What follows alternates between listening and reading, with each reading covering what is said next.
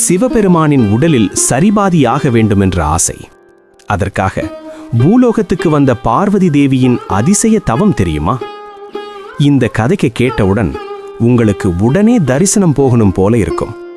நம்ம இன்றைய வீடியோவில் பார்க்க போறது சதுரகிரி மலையில் இருக்கும் அதிசயமான சந்தன மகாலிங்கம் மற்றும் அதன் அற்புத வரலாறு.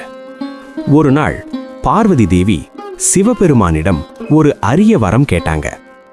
நான் உங்க உடலில் சரிபாதி ஆகணும்.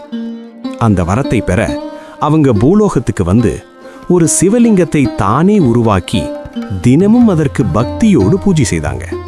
ஆனா அந்த பூஜை சாதாரணம் இல்லை. தினமும் சந்தனத்தால் அபிஷேகம்.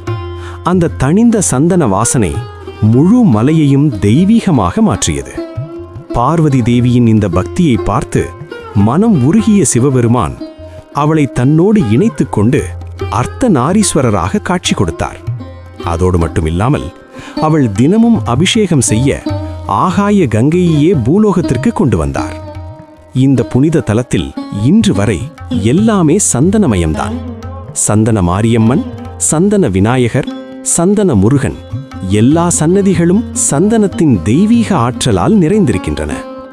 இந்த அதிசயமான சந்தன மகாலிங்கத்தை நீங்களும் நேரில் தரிசிக்கணும்னா சதுரகிரி மலைக்கு ஒரு முறை கண்டிப்பா போங்க.